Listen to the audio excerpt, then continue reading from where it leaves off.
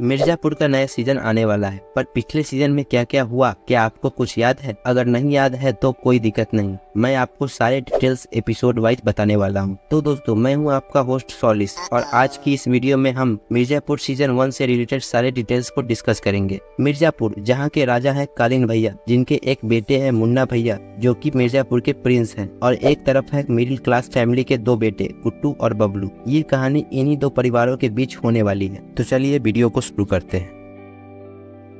Episode 1 शुरू होता है मुन्ना के इंट्रोडक्शन से, जहां वो अपने दोस्त कंपाउंडर के साथ जा रहा होता है। तभी उसके आगे एक बाराती जा रही होती है। मुन्ना और उसके दोस्त वहीं रुककर उस बाराती में नाचने लगते हैं। तभी नाचते नाचते मुन्ना वहां के दूल्हे को गलती से ठोक देता है और वहां से निकल जाता है। मरने वाले का पिता एक वकील के पास जाता है, जिस वकील का नाम रमाकांत पंडित है, जिसके 3 बच्चे हैं, गुड्डू, बबलू और डिम्पी, और ये तीनों बच्चे उसी कॉलेज में पढ़ते हैं जिसमें मुन्ना भी है। उधर जब कालीन भैया अपने परिवार के साथ डिनर कर रहा होता है, तभी एसपी परशुराम गुप्ता कालीन भैया को मुन्ना की गलती के बारे में बताता है, और साथ में ये भी कि उसका पुराना दुश्मन रतिशंकर शुक्ला वापस मिर्जापुर आ सकता है। कालीन भैया अपने बेटे से काफी नाराज होते हैं और बोलते हैं कि इस सब से तुम्हें खुद निपटना है। उधर गुड्डू और बबलू अपने मिडिल लाइफ से परेशान रहता है, और जब घर पहुंचता है तो उसे पता चलता है कि उसके पिता मुन्ना का केस ले चुके हैं। तभी अचानक मुन्ना अपने गुंडों के साथ इनके घर पहुंच जाता है और बोलता है कि केस वापस कर दो,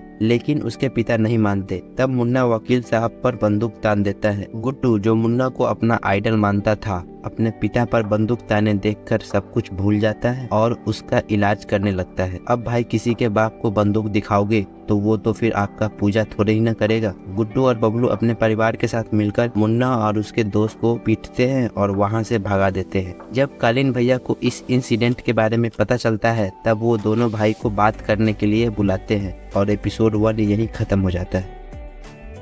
एपिसोड 2 शुरू होता है दोनों भाई के कालीन भैया के घर पहुंचने से। कालीन भैया ये देखकर खुश होते हैं कि उन दोनों ने ये जानते हुए भी मुन्ना को पीटा कि वो किसका बेटा है, और उनके हिम्मत को देखकर अपने यहाँ काम करने के लिए बोलते हैं। कुछ देर सोचने के बाद दोनों भाई राजी हो जाते हैं। ये सब देखकर मुन्ना को काफी गुस्सा आता है। कालीन भैया दोनों भाइयों को एक बाइक और पिस्टल देते हैं और बोलते हैं कि चाकर अपने पिता को समझाए और बोले केस वापस करने को। इधर कालीन भैया मुन्ना को समझाते हैं कि कैसे उन दोनों को वफादार बनाने से फ्यूचर में फायदा होने वाला है। उधर दोनों भाई अपने पिता को समझाने जाते हैं और केस वापस देने को बोलते हैं, पर वकील साहब नहीं मानते हैं और वहां से जाने को बोलते हैं। फिर गुड्डू और बबलू मरे हुए लड़के के परिवार के पास जाते हैं और उनको केस वापस लेने को बोलते हैं। पहले तो वो लोग नहीं मानते, लेकिन गुड्डू के धमकाने के बाद वे मान जाते हैं। उधर कॉलेज में मुन्ना को स्वीटी से प्यार है, पर स्वीटी उसको बिल्कुल भी पसंद नहीं करती। स्वीटी को गुड्डू पसंद है। मुन्ना को अपने दोस्तों के साथ घूमने और नशा करने में मजा आता है, इसके चलते कालीन भैया परेशान है। उधर रतिशंकर शुक्ला मुन्ना को मारने के लिए रात में एक आदमी भेजता है, पर मुन्ना किसी तरह बच जाता है और उस आदमी को मार देता है। शरद शुक्ला अपने पिता रतिशंकर शुक्ला को समझाता है कि जब त्रिपाठी मिर्जापुर में नहीं रहेगा तब बदला लिया जाएगा। बाद में जब कालीन भैया शुक्ला से पूछते हैं हमले के बारे में, तो वो मना कर देता है।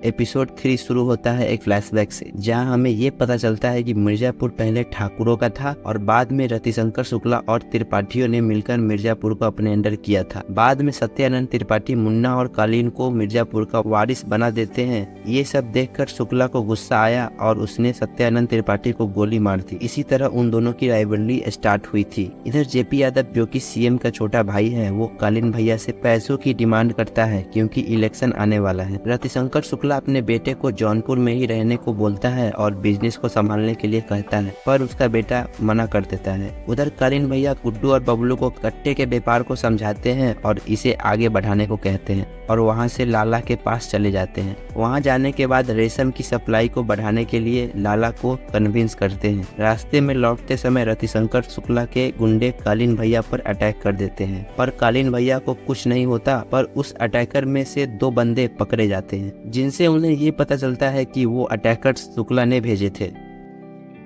एपिसोड 4 शुरू होता है कुछ इंटीमेट सीन से, जहां कालीन भैया की पत्नी अपने नौकर के साथ दिखती है। उधर कॉलेज का प्रिंसिपल गोलू गुप्ता को बोलता है इलेक्शन में पार्टिसिपेट करने के लिए अगेंस्ट मुन्ना भैया, क्योंकि वो लोग भी मुन्ना के आतंक से परेशान है। गोलू बोलती है कि वो सोचकर बताएगी। इधर मुन्ना से परेशान होकर स्वीटी गुड्डू को डेट पर चलने को बोलती है, जब वो अपने माँ के लिए साड़ी खरीद कर आ रहा होता है। बाद में स्वीटी और गुड्डू डेट कर रहे होते हैं और उधर मुन्ना भैया अपने दोस्तों के साथ पार्टी। तभी कंपाउंडर बोलता है कि वो मुन्ना भैया के लिए उनके बाप को भी मार सकता है। ये सब सुनकर मुन्ना पहले गुस्सा हो जाता है और फिर बाद में इस पर विचार करने को बोलता है। तब मुन्ना भैया गुड्डू और बबलू को अपने पास बुलाते हैं और फिर कंपाउंडर गुड्डू को बॉडी बिल्डिंग के लिए उसे कुछ ड्रग्स देता है। घर पहुंचने पर दोनों भाई देखते हैं कि मरे हुए दूल्हे का पिता वहां पहुंचा हुआ है वकील से बात करने के लिए, तो वो दोनों मिलकर उसे वहां से भगा देते हैं। अगले दिन कालीन भैया दोनों भाई को फैक्ट्री में ले जाकर उन्हें एक हत्या करने के लिए बोलते हैं। तब गुड्डू उस आदमी को मार देता है। उस लाश को छुपाने के लिए उसे कालीन में पैक कर दिया जाता है और दोनों भाई को ट्रक से लाश को ले जाना होता है।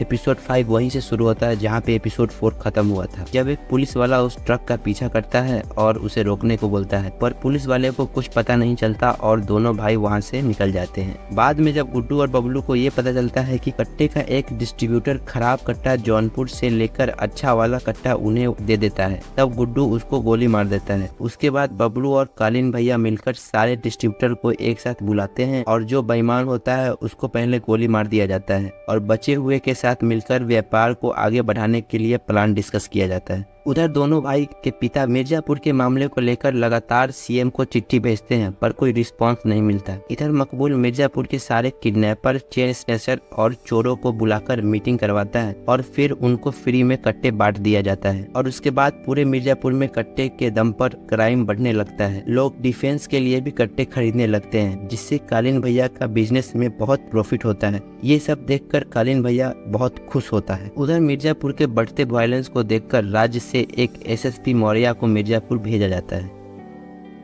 यहाँ एक बैठक हो रही है जिसमें त्रिपाठी, शुक्ला और जेपी यादव सब मिलकर मीटिंग कर रहे हैं और साथ में ही पैसों की लेन देन भी। उसी पार्टी में मुन्ना और जेपी यादव में तू मैं हो जाती है और यादव मुन्ना को थप्पड़ मार देता है, जिससे कालीन भैया गुस्सा हो जाते हैं। उधर मौर्या साहब की एंट्री थाने में होती है, जहाँ वो सबकी हालचाल लेते हैं। मुन्ना की हरकत देखकर जेपी यादव शुक्ला को मिर्जापुर दिलाने का वादा करता है। इधर कालीन भैया गुड्डू और बबलू को बर्फी के कारोबार में शामिल करते हैं। बर्फी यानी अफीम के बिजनेस को आगे बढ़ाने के लिए बोलते हैं। बाद में स्वीटी और गुड्डू दोनों एक दूसरे के फैमिली से मिलते हैं, पर गुड्डू के पिता नहीं मानते और दोनों भाई को घर से निकल जाने के लिए बोलते हैं। इधर गोलू और बबलू की भी केमिस्ट्री आगे बढ़ती है और गोलू बाद में इलेक्शन का नॉमिनेशन भर देती है। गुड्डू और बबलू बर्फी के कारोबार को बढ़ाने के लिए किन्नरों का हेल्प लेते हैं। उधर एसपी मौर्या एक स्पेशल टीम बनाते हैं जो कि मिर्जापुर के गुंडों को पकड़ेगी और मार देगी और इनके सबसे पहले 2 टारगेट हैं गुड्डू और बबलू।